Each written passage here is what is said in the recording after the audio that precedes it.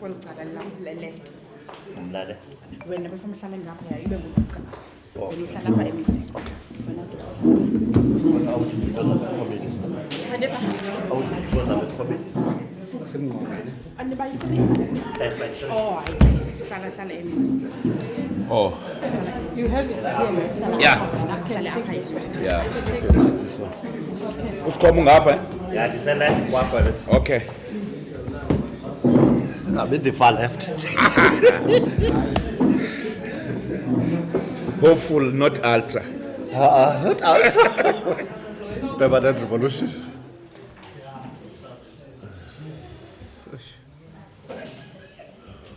Izafuna. As-phone some this better off. Yeah. So that zingasiphazamisi.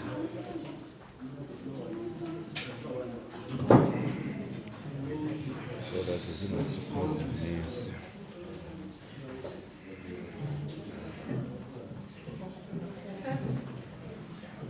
Okay. Can't be described. I suspect in case we can phone subscribe. Okay. It's not too long then. It's not too long. Yeah. I like about pants.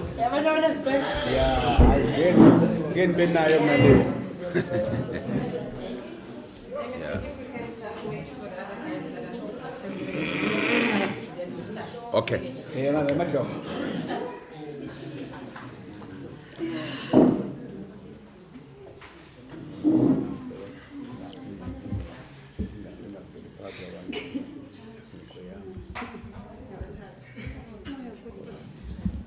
Can't be no in paper man.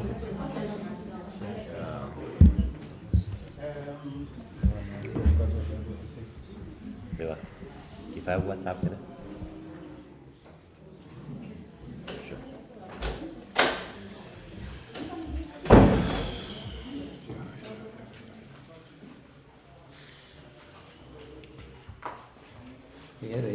Adopt. Oh, exactly. Then it's not by nature, not to us. It's get the program, the postpone like Salamis, don't be the master of your soul. Like when it's by night, I now do.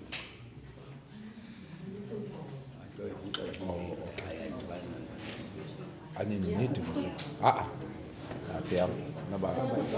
Oh, yeah, I'm going to say I'm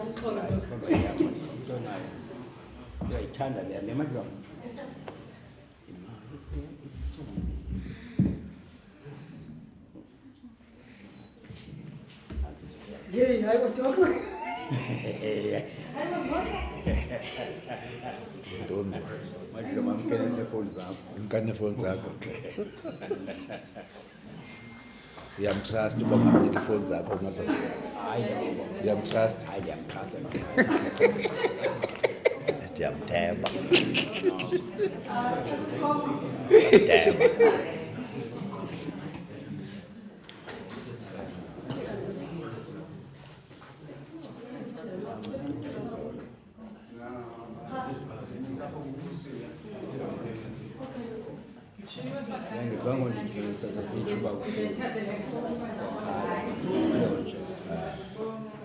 No, ndiye ndangena kuloo gap okuyami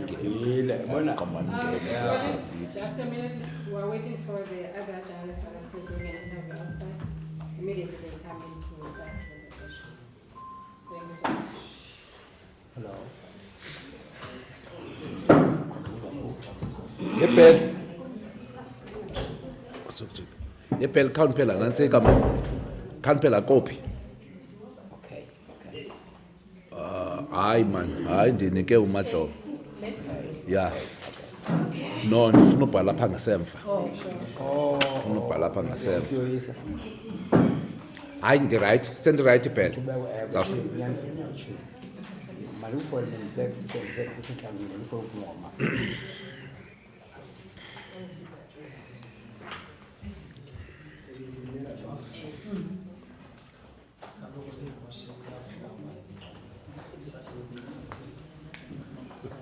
Besser eine 5G. Besser eine 5G. Das heißt aber auch 4G.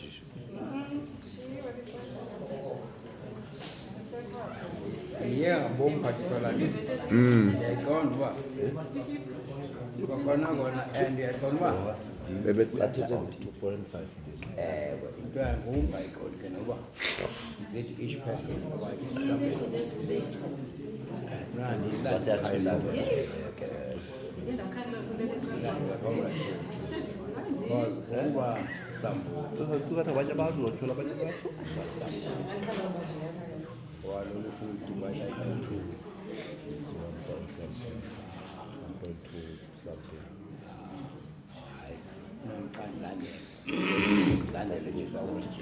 Testafla abaziphezulu. Isithulo sesa.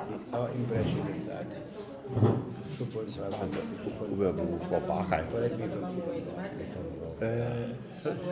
So that if you know it was not, then they will fail to get to an engagement with him. Because we are very cool. Ubuza kuye uba is there anything I work out here? Bona must cover don't come work out. It's a thumbs up kind of a figure. Yeah.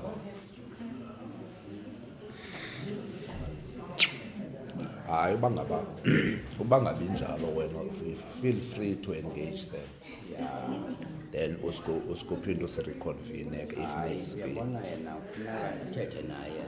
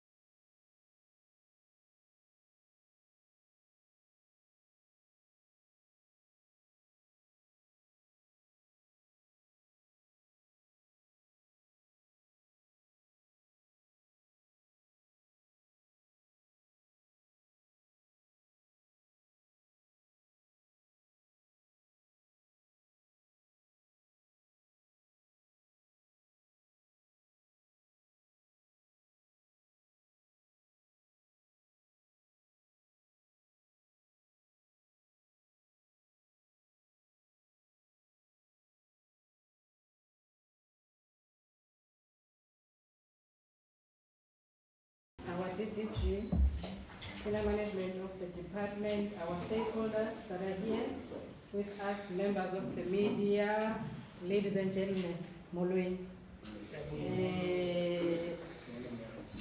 This is the day that our MEC has requested all of us to be here, especially members of the media, to hear about the state of readiness in terms of the education sector, making sure that exams run smoothly in 2023 academic year.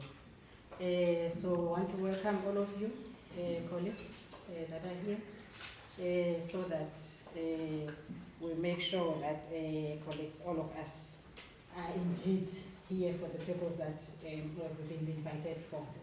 Mnake Unyameka Mkijima. I am the acting head of communications in the Department of Education. And the face that you normally see standing here, Mr. Mtima, he had an assignment to attend to Mtata, and they couldn't come back last night, so they are on their way. I'm sure he may join us as we proceed with the program. It's not a long program, colleagues. Maybe let me start by asking all of us just to observe a moment of silence as a sign of making our prayers in terms of our religions, colleagues. Thank you.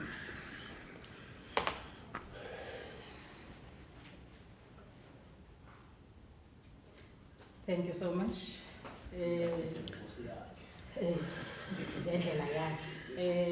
Thank you for this. In front of us, we have our Honorable MEC, Utadu Fundilengade, Sine HOD yetu, Dr. Nuku, Sinaye udidiji wetu waka curriculum, Utadu Reitwagadi, who is next to me. We have the District Director for BCM, Utadu Mabeka. We've got the Director for Assessment and Exams, Utadu Mabona Mkitwake wetu. Cathedral.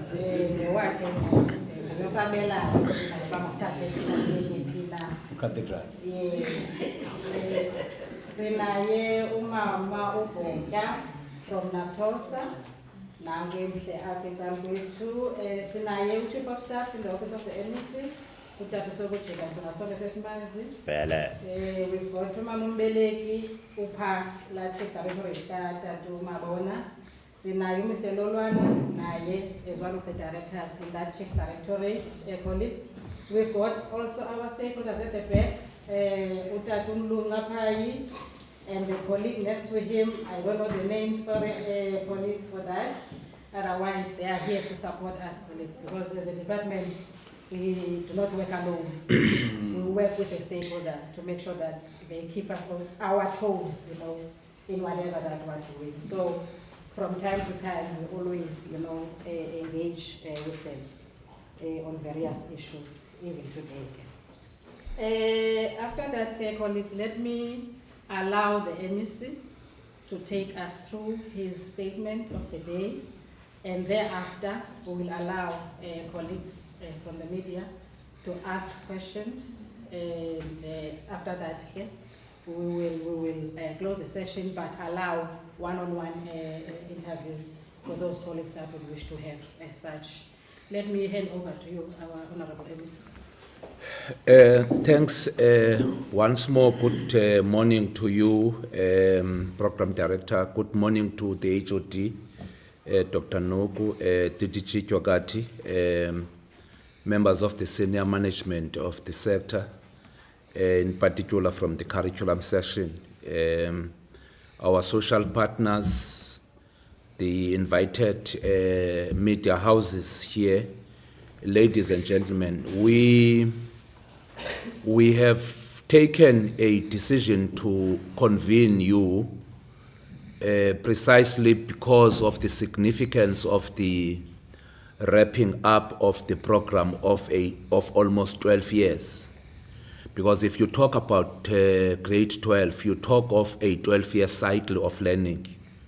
The product that you are going to see at the end of the month, by December, January beginning, is a product of how the system have behaved since grade R.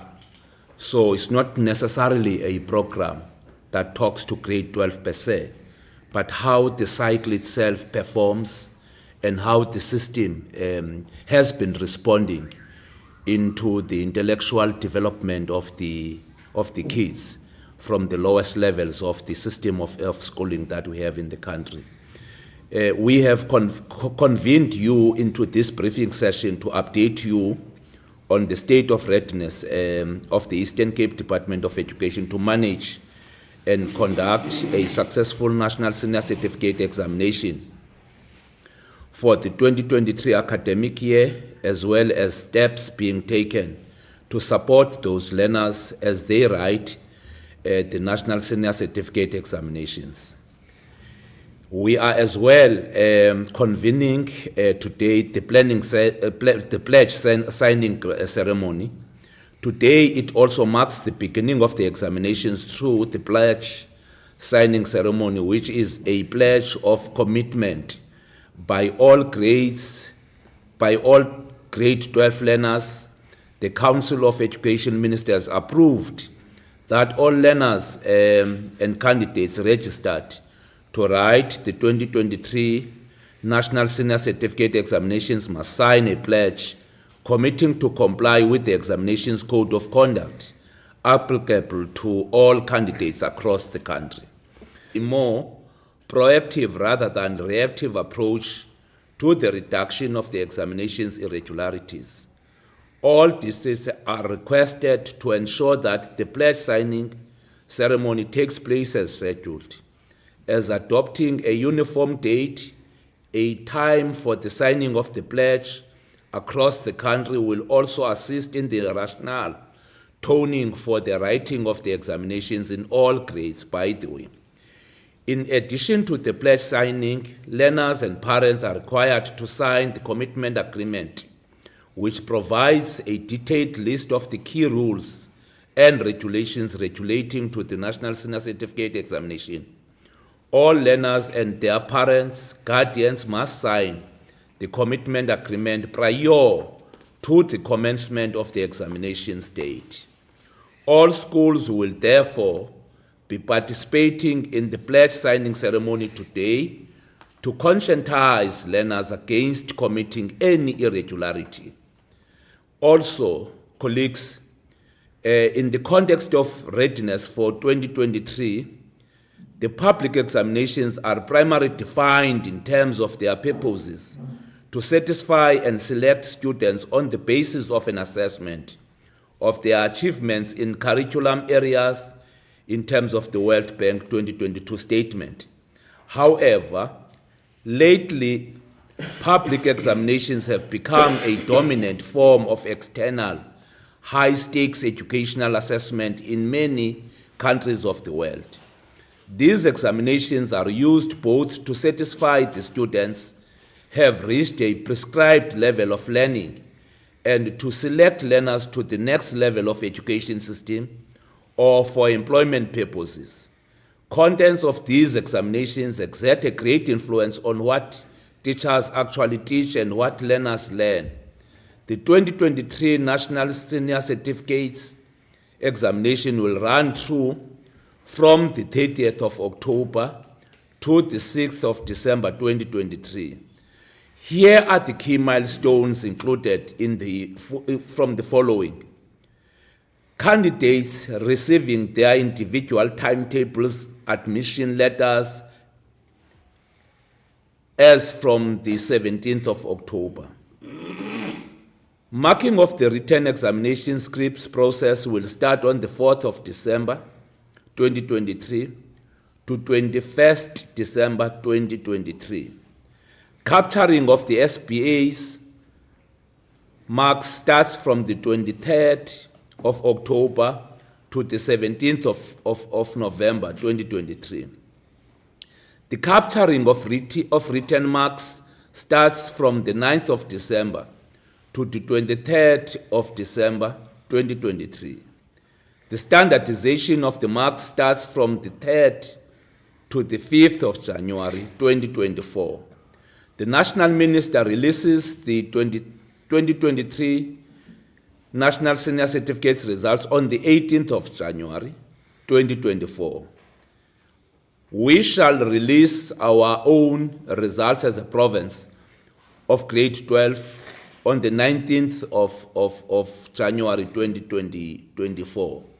We are giving you this layout so that you can diarize and also look into how to locate your own cells in terms of prioritizing some of the key strategic areas of focus here. Also, let's lift up the key readiness indicators of success that we have identified as a province, which needed a bit of consideration. In terms of the registration of all 2023 National Senior Certificate examinations, the full-time and part-time candidates that have been completed by now, with just final clearance being done also.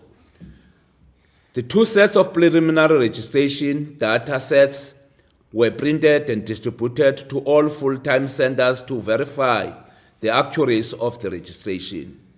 The preliminary schedules were printed for part-time candidates and well for verification of accuracy of the registration. What is key on this slide is that whenever you are engaged on any process, you must always learn, and learn.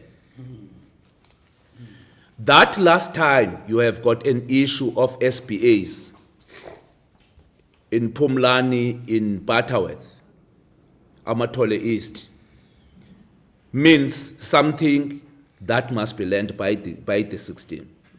And therefore, this is responding to that, so that you close any loopholes in the process that could create an aftertaste when kids are supposed to be getting their own results.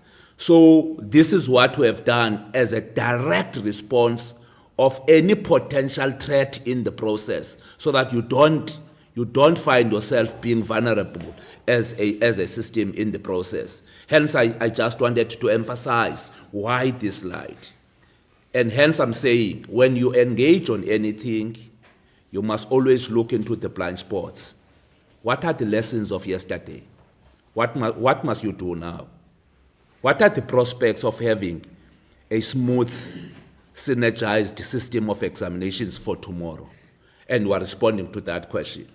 In terms of the scope and size of the examinations, because that's another key area that I think needs a bit of a very closer look on your side, as we have done as a sector. The number of learners entries has slightly improved compared to 2022. In 2023, they have increased from 98,756 to 98,822 candidates. In 953 exam centers, district enrollments differs from one district to another, but the highest enrollments are on the following districts. That's another area, which is a bit a key area, because if you look in terms of the statistics of last year, centers have increased because of the magnitude of the learners that we have in the province. By the way, we are, if not second, we are the third DDG, largest enrollment province in terms of grade 12 in the country. So your system must be up to standard, because you are talking close to 100,000 learners that are writing examinations here. So at the same time, so you don't have to lower the guards. But what are the strategic key focus areas for us, and why? What are the strategic focus areas for us as we write examinations, and why? That's why you are raising the issue of OR Tambo Coastal here, that only OR Tambo Coastal constitute 13,663 learners, one district. OR Tambo Inland constitute 12,943. Nelson Mandela constitute 12,450. Without being ridiculous, these 3 districts can represent a number of provinces in this country. Some provinces are represented by this number. Some provinces. Go and research what I'm saying.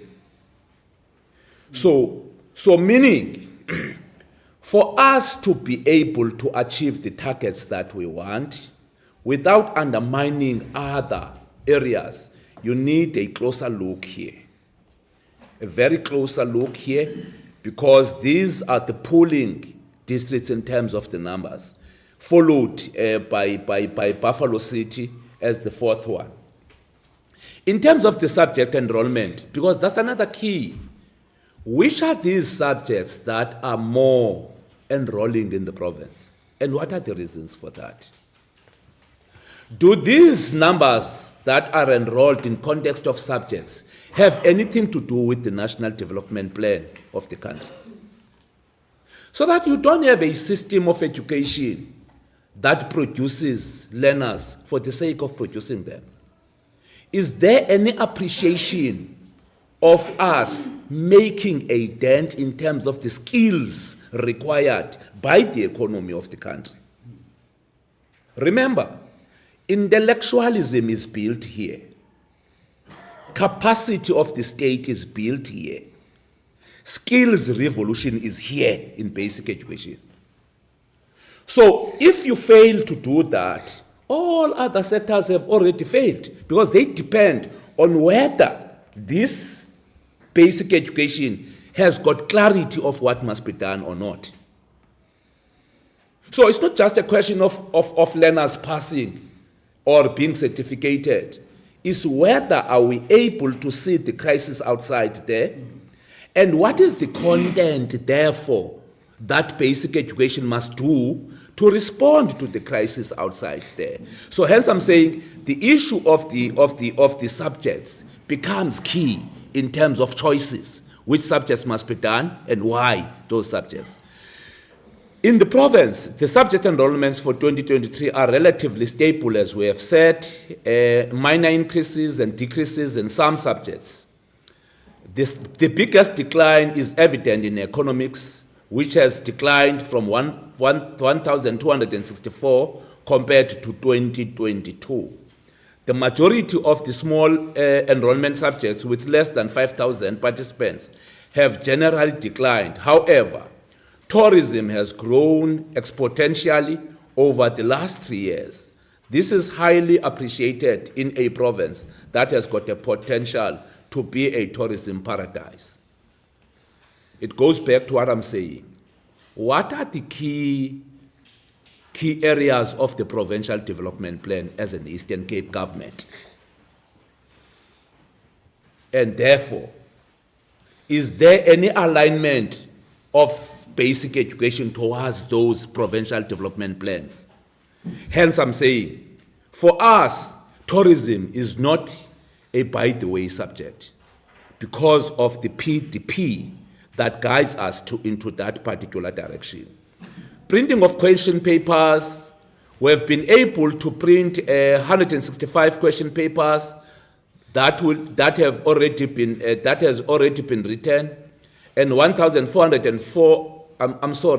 For 1,404,319 copies of question papers to be printed in total for all question papers. Printing has already been started on the 4th of October with a printing plan and submitted to DPE for approval. Packing logistics were concluded in time. Storage, nodal points are almost ready. The distribution plan is almost ready. So in terms of the systems, so that you don't experience leakages of papers, you don't experience shortages of papers, you don't experience anything that might hamper the crisis in terms of writing examinations. In terms of the storage and also the security, examination material has been printed, stored, distributed in highly secured environment. The ECDOE team is working closely with the state security agencies for the guidance on safety and security of the examinations material in the whole value chain system. All the recommendations pertaining to the central printing, packaging, storage facilities have been implemented. All national norms pertaining to collection, storage of national question papers are strictly adhered to. The departmental officials are deployed on a full-time basis in the printing, packaging, storage, and distribution facilities. The purpose is to ensure adherence to all prescribed procedures for all the steps in the value chain, from storage of the master copies to the collection of the papers by the transportation services provider. The printing and packaging facilities were just reassessed by the security agencies, duly certified. Staff employed in the question papers management are being vetted for this 2023 examination cycle. A comprehensive risk adjustment plan is available and gets invoked when load shedding and other risk factors demand. And I think also we must HOD to note that, we are doing all these things so that you don't overburden kids. If there is anything that is painful, is for a paper to be rewritten for the kids. Whether, for whatever reasons, a rewriting of a question paper is an emotional problem to those kids. So you must make sure that you don't fall into any trap. Hence, there must be synergized security clearance, both from national DPE to provincial DPEs and to schools where papers will be written as exam centers. So we are equally to that task. The only thing that I think DDG Twakati could be a matter that probably needed an engagement between us and the Department of Safety in the form of military is the potential threat of rain.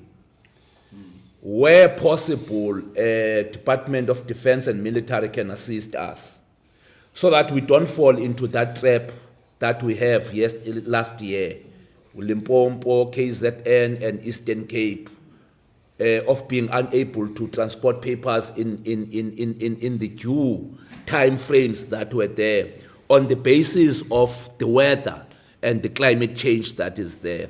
And I'm therefore saying again, even there, we are ready for that. We are in engagement with the Department of Military and Safety so that we can curb any potential threat, whether caused by climate change globally, which is out of our own control as a sector. We're busy working on that because we want papers to be written within the regulatory period and prescribed legislative frameworks that we have. In terms of the recruitment of invigilators, the recruitment of the invigilators has been completed, colleagues, and the submission of the appointment of invigilators have been approved already. Training of chief invigilators was done on the 11th to 19th of October to improve the quality of reporting of examinations regularities. A common template will be issued to all districts for the attention of the chairperson of the DIAC for SBA's related irregularities.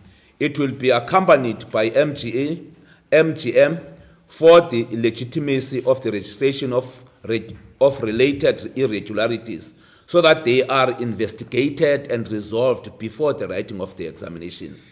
Safety first. That's what we're saying here. Safety first. If there is anything in suspicion, let it be done and be concluded before anything else so that you don't have to go back to what should have been avoided in the process. Also, in terms of the markers, the assessment instruction was issued in April 2023, inviting all qualifying educators to apply online as markers. Verification was done at all levels, schools, districts, and province. The process is to ensure that educators are meeting the PEM requirements. The selection process has been concluded, and 6,580 markers supported by 1,835 examinations assistants has been appointed for the marking of grade 12 in 2023. So in essence, we have appointed more than 7,000 people just for this task. For us, it's not just about creating jobs. for us is about responding to the legislations that guides this sector, hence the mentioning of the PEM document. Remember, education is the highest legislated environment in this country. Apha kwa education ku-legislated noyochama oku apha kwa education. So I'm saying it's important. It's important that you appreciate that we have to make sure that you don't mess up any prescripts that is there. Hence, we are citing that even in terms of recruiting people to assist here, they have to undergo a process that is legislated. You don't just bring anybody here, or you bring him because he's got a degree. That degree may not be relevant for us here. So I'm saying it's a matter that you must as well note, colleagues. In terms of the monitoring of the examinations, the department has refined its comprehensive monitoring plan, including intensified monitoring of districts with high-risk centers. The department will achieve 70% monitoring coverage required by DPE. We have set up ourselves a target, at least of 70% monitoring, so that you minimize the risks in the process. Because if you have been able to cover monitoring 70% of the entire process, at least the risks are minimized. Hence that huge target. In terms of the marking of the examinations, 25 marking centers will be utilized for marking of 2023, with marking centers opening on the 4th of December. The actual marking will be from 7th to 21st of December.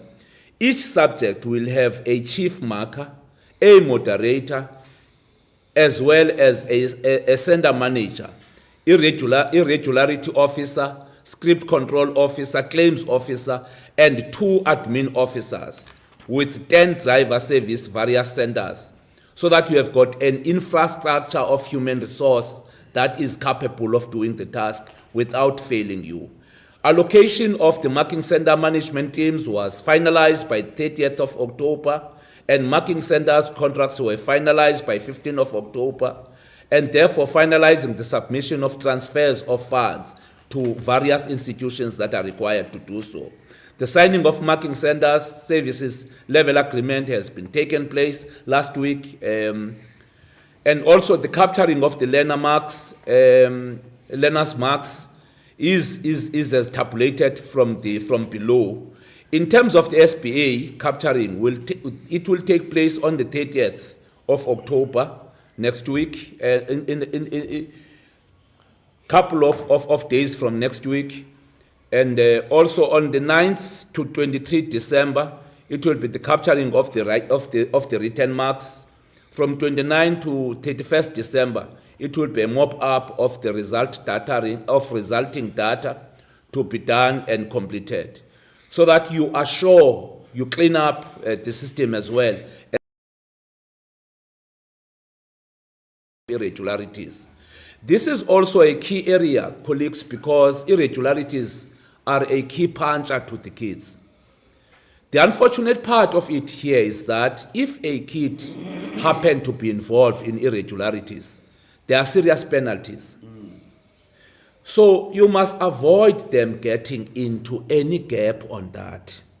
Because remember, in terms of law, once that kid has been cashed up on irregularities, it means she or he will have to forfeit almost 3 consecutive examinations processes. This one, next one, and the other one.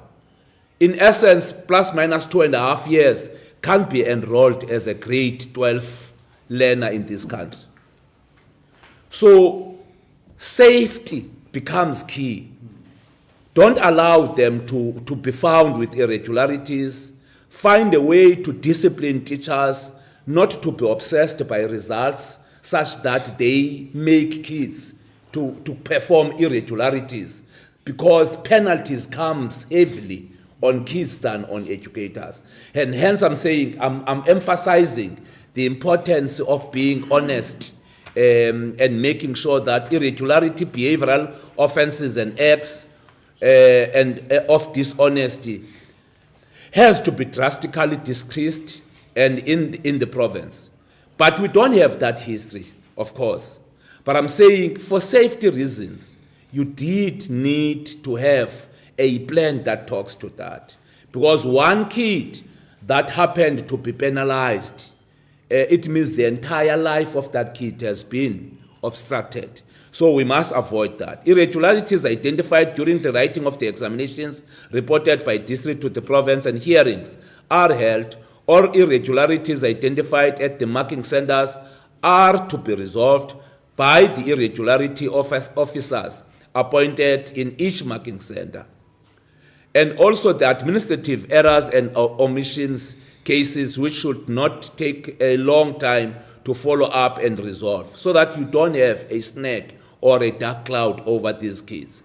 The department has already held training sessions on the script control, mark sheets management on the 5th and 6th of October. This is to ensure the reduction of the administration errors. And however, behavioral offenses and acts of dishonest cases has to be reported immediately in terms of the policy and also to the police unit. And investigations and hearings will be done by the head office policy. The provincial report on all reported and identified BOAD cases should have been tabled to the provincial examinations irregularity committees. That represents the head of departments for discussions and adopt the report and recommend it to be approved by the HOD before it is submitted to the NEC. The department is also committed in eliminating all behavioral offenses and acts dishonesty during this process. There is a zero tolerance for any examinations irregularities. Examinations irregularities must fall, and the matter of the Eastern Cape NSS grade 12 class of 2023. In terms of the advocacy and ethics of participants in the examinations itself, we have done in terms of the advocacy plans that are in place and also communicated to the candidates the importance of adhering to the examinations. We have radio slots that are arranged in terms of consultation with the Communications Directorate from the 11th of October. Flyers and posters are being printed and distributed. Schools have been informed before the commencement of the examinations. We are also engaging the traditional leaders, churches, youth formations, and all institutions of the people in order to ensure that there are no behavioral, ethical questions in the context of conducting the national public examinations. The provincial pledge ceremony for 2023 will be hosted in Buffalo City today and is in line with the DPE National Pledge signing ceremony. Below are the dates that I've already talked about. Colleagues, I won't waste your time there. But what I will just talk to as a wrap up to the discussion with you is the issue of the incubation of learners at risk. We have taken a decision that the department has identified 19,281 learners that can be categorized as learners at risk who will need until the last day of examination a support. A program of support for 22 days of intensive learning incubation has been conceptualized already.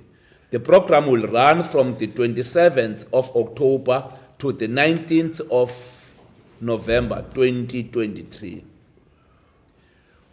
We have taken a view that we need a target support, not a generic support. Ngobani ababantwana babonakala ngathi bayirisk apha eprovinceni ngamagama bakwesiphi isikolo bafumana eziphi levels kwesubject bazenzayo. What are the reasons for that? How do you intervene? That's what we're doing here now. And hence that plan Hence that plan that we're talking about it from the 27th of October to the 19th of November. Bebonke abantwana by 19,281 in various subjects. The reason for that, akekho umzali onqwenela umntana wakhe uba makatshone. Noba ireason ithini ebengahambi isikolo ebetheni, when it comes to progression, wonke umuntu uma ngenyawo ufuna umntana wakhe epasile. Now, as a state machinery, how do you respond to that desire? So that you don't find yourself having a plethora of kids that are lingering around. Because the problem of basic education is that it can create a citizenry that depends on the state grant system. So you must avoid that. So that's why we are saying, out of everything that we are doing, we have got this 19,281, which we must deal with it and clean them out so that you can be able to deal with the questions that are there. District will be responsible for the identification of these choice of these learners and risk of these subjects. These learners will be supported by 598 tutors drawn from the best teachers in the province. The rundown per higher enrollment subjects is as follows. I won't waste your time again there. But what is key is that we have identified that there is a number of them on languages, from languages.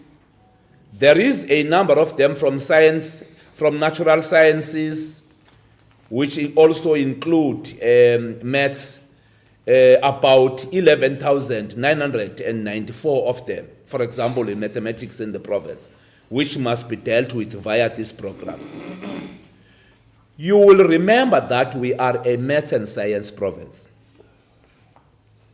That's another thing that you must note.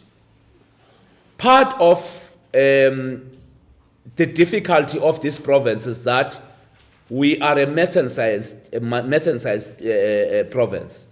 The majority of kids of this province are doing maths and science.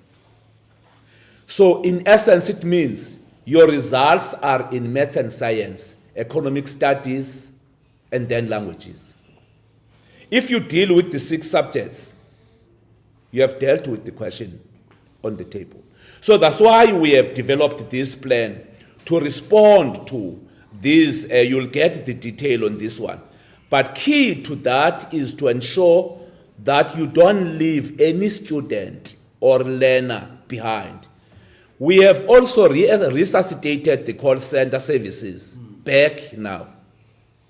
But not for issues of employees now, but for issues of these kids. Since last week, we have started the incubation program back of the call centers based in Zwelisha, the head office.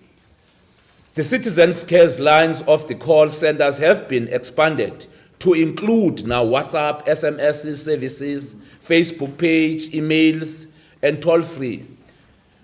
We are going to deploy subject advisors there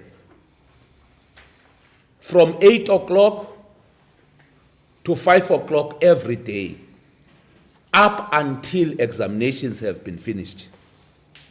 So that any kid who happened to have a challenge of any question within the subjects that they are going to write, as tabulated there, there is a support system to him or her to deal with that question far before that kid find himself in the examination room with a bit of a difficulty. So that's something new that have not been there before. But the intention is to expand the participation of those expertise from various educators, so that umntana wase former Transkei uba lo tishala ugood wemetha be province kwelcala ku benefit la mntana via this program. For example, uba unotishala ogood in this province we-mathematics onguprincipal wase-St. John's College. Wase-St. John's College eMthatha. Why kids of Buffalo City cannot benefit from him being a national asset? Because you can't have a best maths teacher in the country in St. John's College in eMthatha, but still not have learners benefiting from him or her. So hence the introduction of this digital learning program now, so that the kids can be supported quite comprehensively. We have created links for the visual lessons, and also we have created broadcasting lessons so that learners can be able to deal with the questions pertaining to their problems from 14 hours to 5 to 17 hours almost every day, so that they can have that interactive program. We have also explored the partnership that we have with Umhlobo Wenene and expand on it. You know, for example, that we do have partnership with Umhlobo Wenene. But now for this particular purpose, we just needed to expand on it and deals with it. And that program will be running in the following days, on Tuesday, on Wednesday, on Thursday, and on Saturdays, between 10:30 and 20 and 21 hours. Between 20:30 and 21 hours on Tuesday. On Wednesday, between 20 hours and 20 and a half hours. So we have got that schedule of work which will be utilized. We must hence to say, as a management of the department, we do have a management plan at the head office so as to manage this particular entire broad process through the DDG on my left, because he is the one that drives the curriculum in the province. But key for all of us as the people of the province, as I'm closing, is gonna be an approach which requires a bit of soberness, in particular from the parents. The excitement of the season must not distract us as a sector. There must be a zero tolerance from the parents in terms of pens down in the province. We don't have that concept. We don't want to explain ourselves why kids have gone to Enyobeni. Equally, we don't want you to explain why you don't know your kid. You sleep without knowing your kid.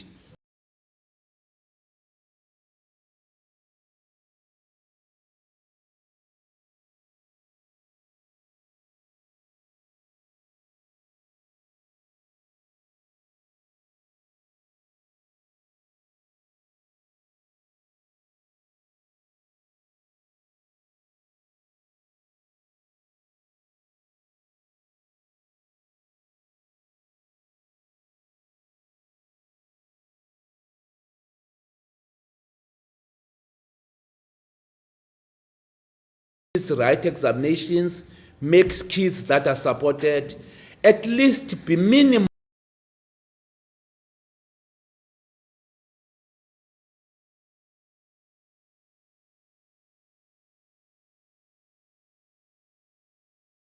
hard, because that anger can translate itself into the business that we're busy doing here. So I'm appealing that all of us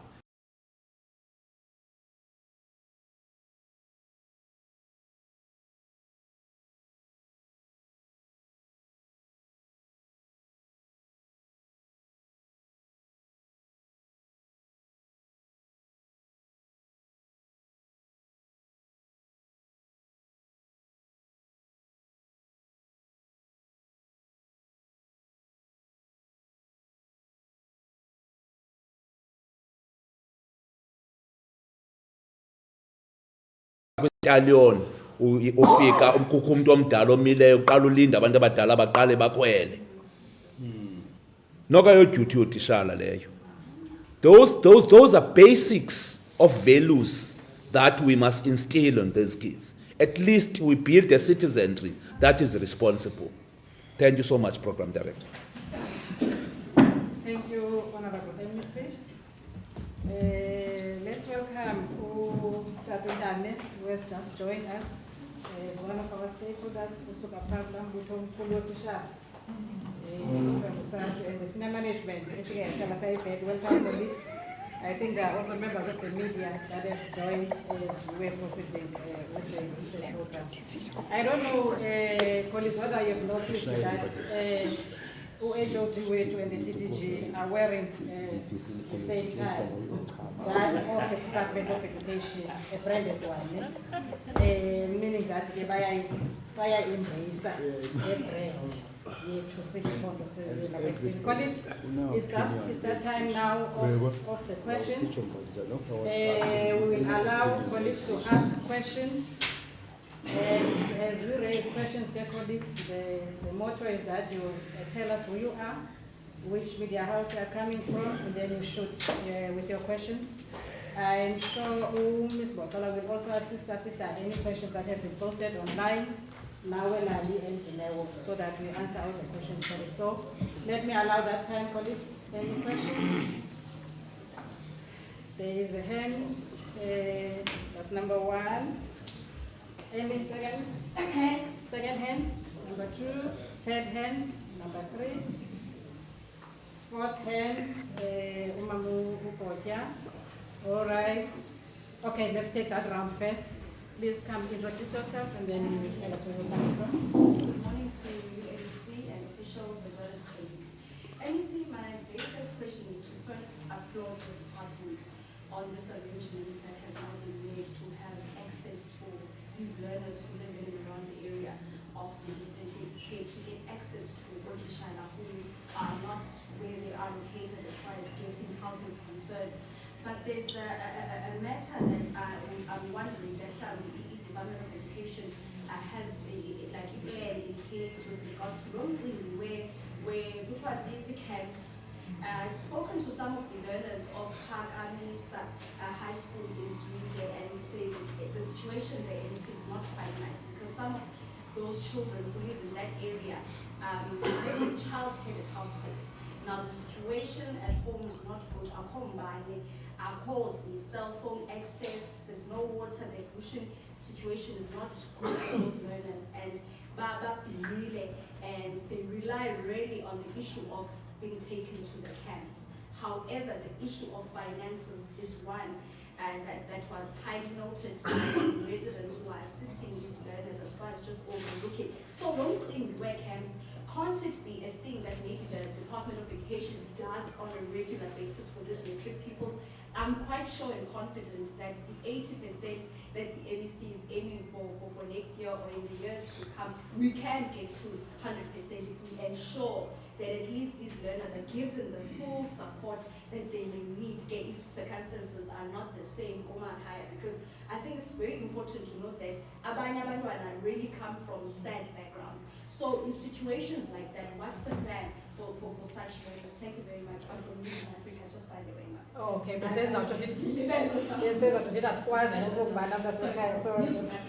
okay, thank you so much. Number 2.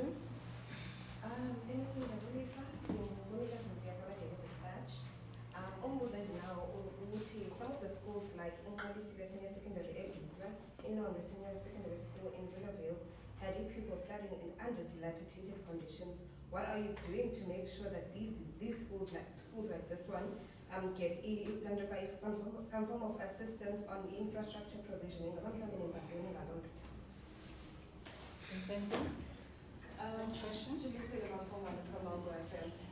Using Africa kind of touched on where I was going to go with regards to maybe data supplementation for the broadcast programs that you've developed for the people who can't afford. So there was one about that. Thank you. All right. Good morning, MEC, Mr. Jagani, and everyone in the house.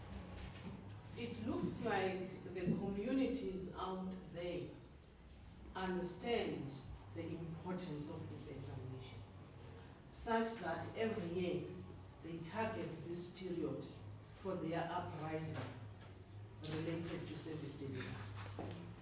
Have we intensified our plans such that we prevent rather than manage a crisis when it comes? Thank you. All right, thank you so much. MEC ke unale panel that is with him.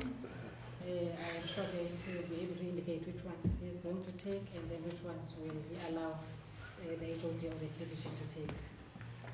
Let me start with the soft ones and leave the harder ones. And leave the harder ones to my colleagues. Look, colleagues, let me take the last one on the service delivery plan of government. You are correct. This is a silly season because we're approaching elections next year by May.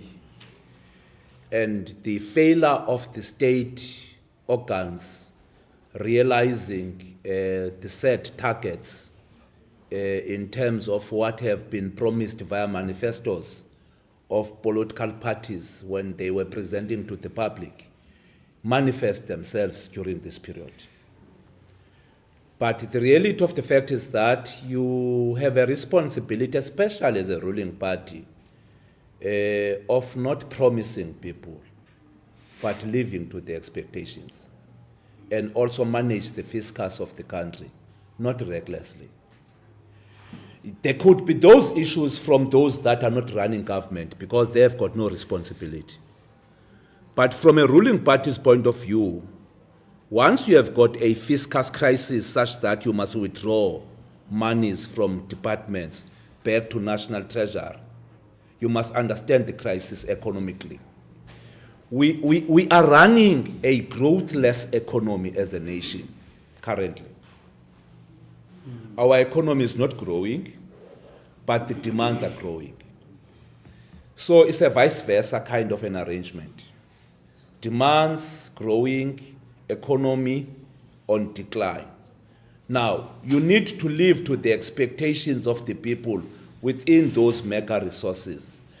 But what we have done as a provincial government is to assemble a crack team that the Premier was announcing a couple of weeks back, and also a rapid response team across sector departments to look into the blind spots.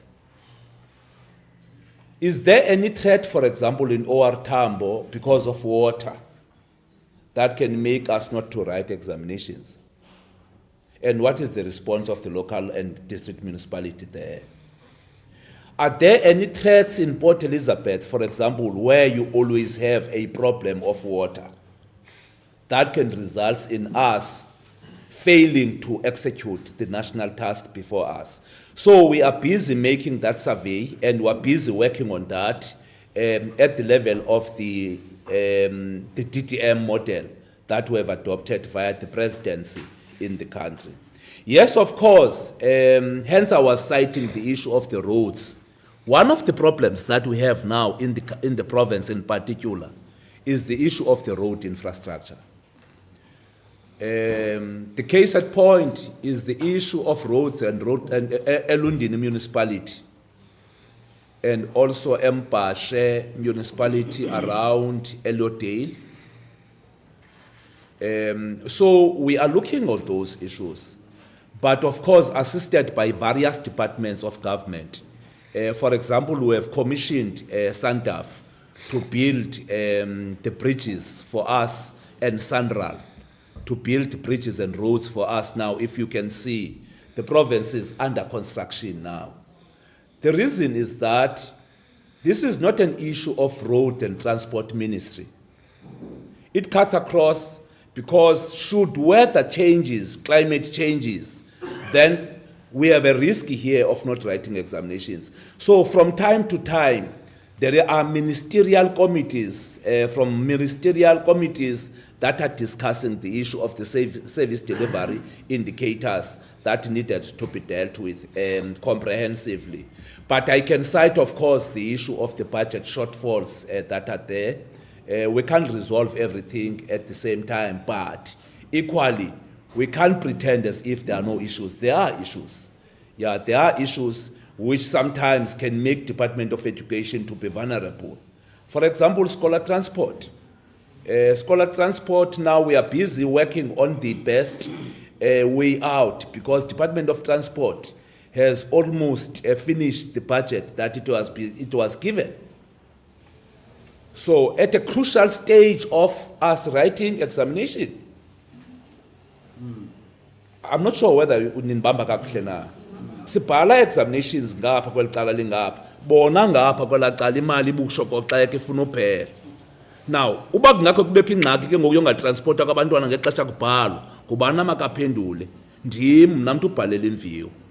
Not yena mntu. Yeyibona into nditshoyo. So there is a need of a balancing act. How do I deal with the issue of a potential virus that might come during the examinations? I am not an MEC for health, but I must be anticipative as well, that there is no breakout that can be there in hostels, whether by default or not, that can create a problem for us. So I'm trying to look into that question. Let me hand it over to both of you. HOD.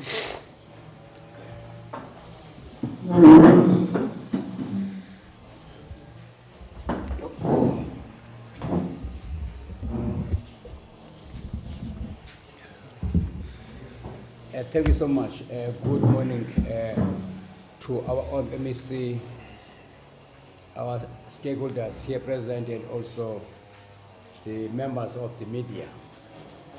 Now, the first question on the issue of the continuity of the camps in our schools. This really indicates that mobilizing or organizing learners in one spot in a hostel arrangement is the route to go by if we want results. And these camps are in an environment where we don't have enough hostels. Not all schools have hostels. That is the issue.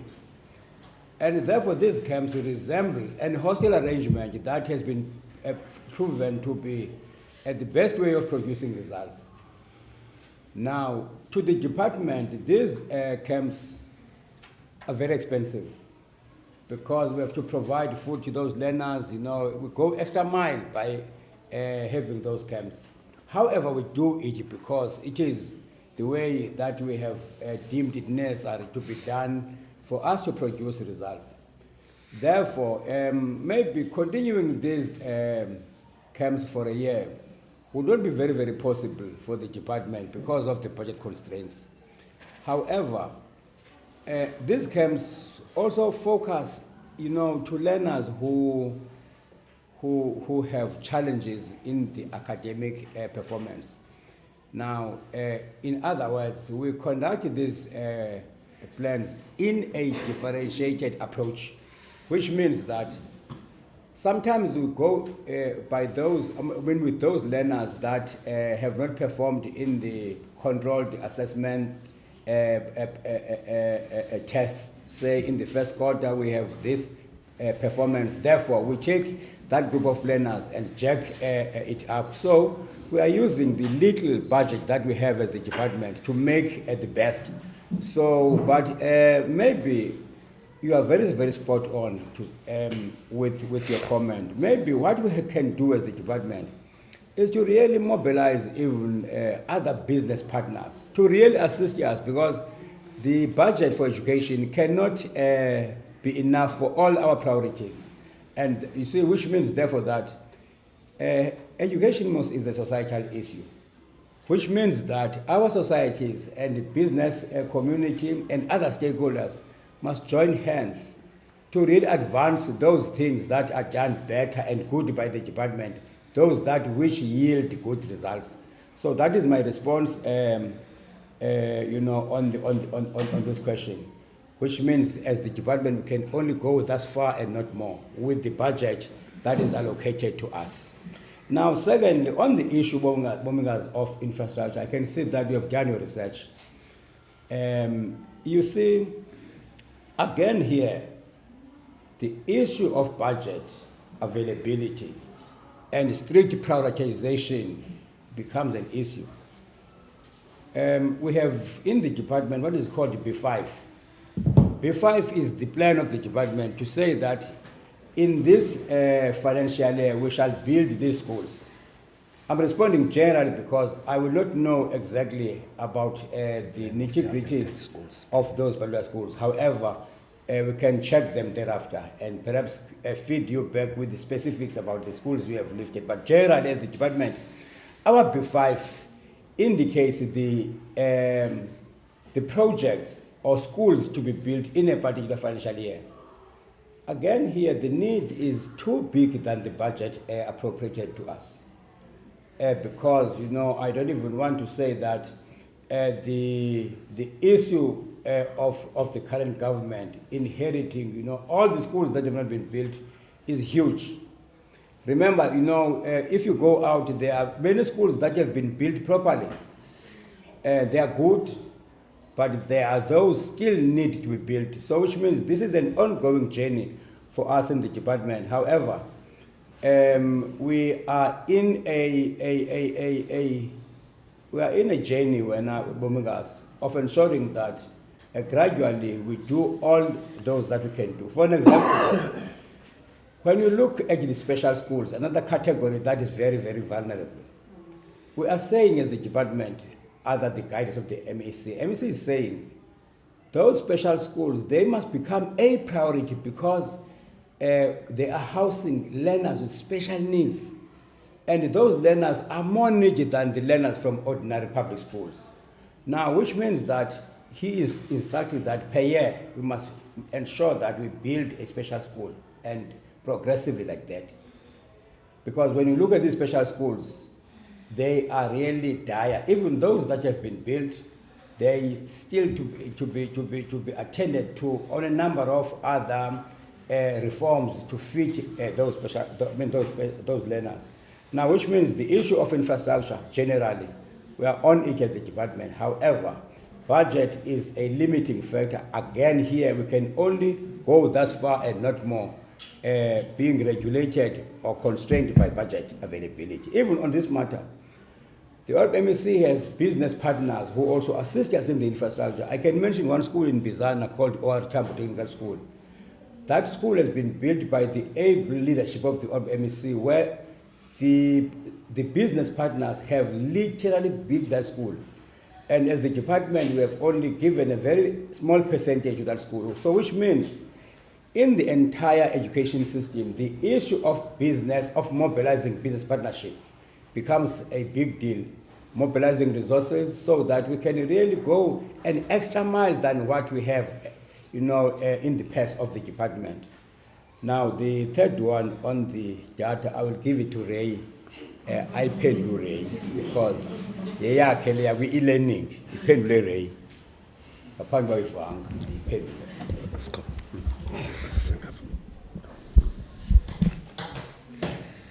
Just a minute, colleagues. Thank you, Doc. Probably just to start with appreciation of the questions that were raised. I was so impressed with the matter that you raised, social context of our learners. We have been beaten left, right, and center because of the model. And the question has always been that these kids have teachers, why do we give more support? And the context is always we, the middle class, we take money out of our pockets. We buy extra lessons for our children. We do everything that is expensive. Now, you look at the poor of the poorest. They cannot do anything. When we started with the model, because it was only Free State that was practicing it, and our question was, what's sort of the rationale? And they said, hey, look, colleagues, it does look like the social structure has changed. The family units are no longer the same. So we have to borrow family time from home and make this time much more available to kids. As what Doc is saying, it's not a child's play. It's a very expensive model because on top of that, MEC has to declare a PPN for X number of teachers that must teach, but also they can go up to so far. But if we want to buy extra time from teachers, we have to pay them as well. But also, you extend the very same nutrition beyond school hours to these camps, and you begin to really feel that you have to be a department of a special type, a department that plays a social responsibility as well. So that's why also we emphasize to our teachers and principals that you sometimes need a different leadership where social conditions dictate. So this is where we are. Now, out of the strategies that we've outlined, we're trying to mitigate the impact in as much as we can, because it's not out of children's making. We know that it's very expensive also to broadcast and get children online. So the government must pay. So this is where we are trying to.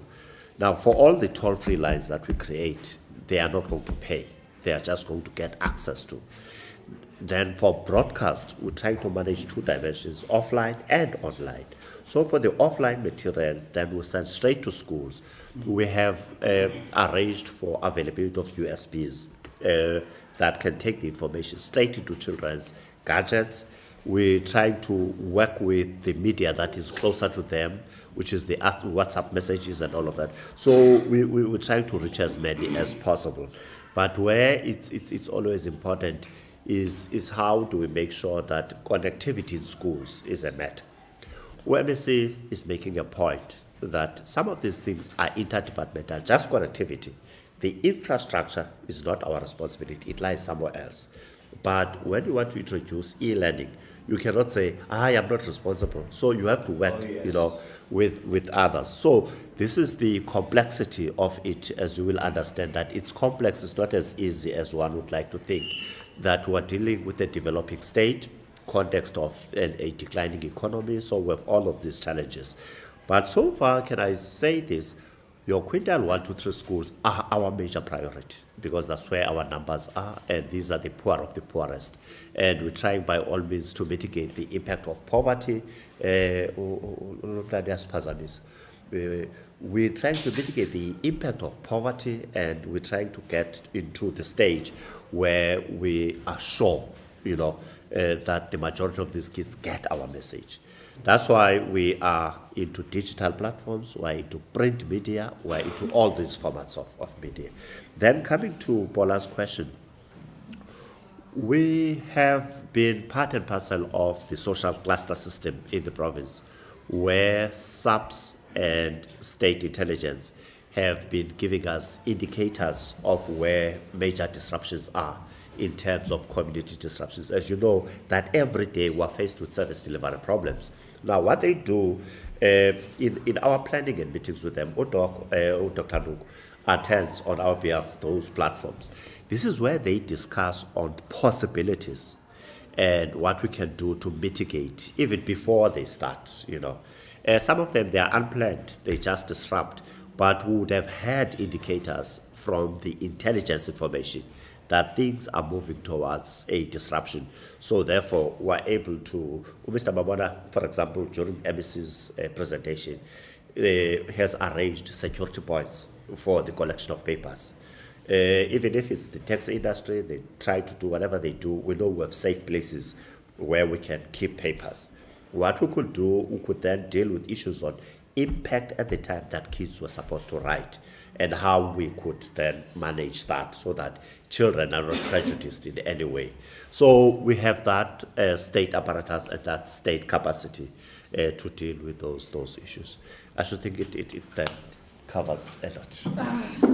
Thank you. Any second round, colleagues? Are we all fine? Let's go. All right. Let us thank you, Honorable MEC, HOT, and TDG for your time. I think now we will deal with the...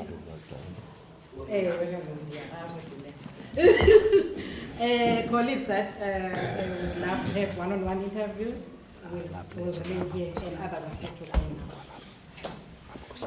Thank you so much. Same thing.